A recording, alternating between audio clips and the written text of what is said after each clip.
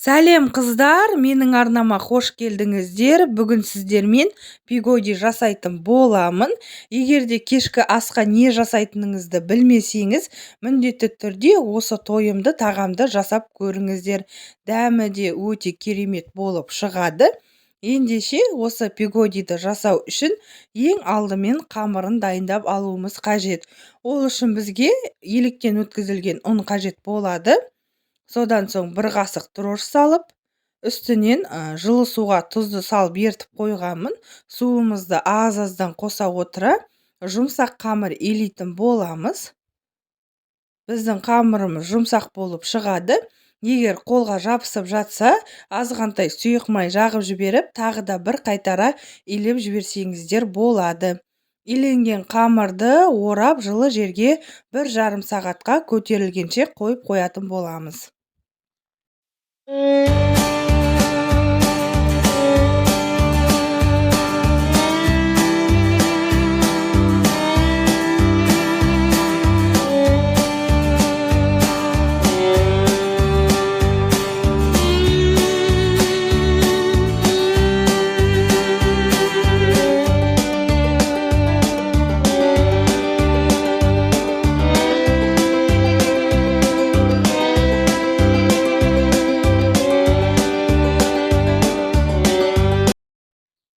Қамырын илеп алдық. Енді салмасын дайындауымыз қажет. Ол үшін бізге тартылған ет қажет болады, яғни фарш. Оның үстіне пияз бен картошкамызды майдалап турап, дәміне қарай тұз, бұрышымызды, өзіңізге ұнаған дәмдеуіштерді қосып, жақсылап араластырып аласыздар. Мінекей 1,5 сағат өтті. Енді көтерілген, яғни ашыған қамырымызды алып, осылай үстелдің үстіне қойып, майда бөлшектерге бөлетін боламыз. Осылай дөңгелетіп шығасыздар барлығын. Барлығын осылай жасап шыққаннан кейін 5-10 минут демалдырып, бетін жауып қоюымыз қажет.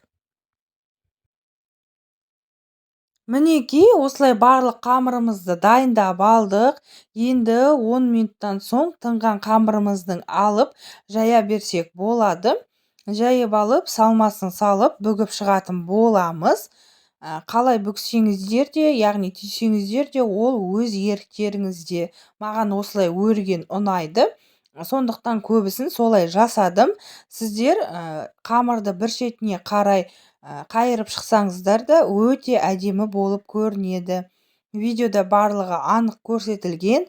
Солай жасаңыздар, немесе өзіңізге қандай қылып түйген ұнайды, солай жасасаңыздар да, ол өз еріктеріңізде. Мінекей барлық қамырымды жайып алып, салмасын салып, барлығын жақсылап бүгетін боламын. Жақсылап бүгіңіздер, өйткені піскен кезде пигодидің аралары ашылып кетуі мүмкін. Өйткені біздегі қамыр ашыған қамыр болғандықтан жақсылап бүккен дұрыс. Осылай барлық пигодиімізді жасап аламыз.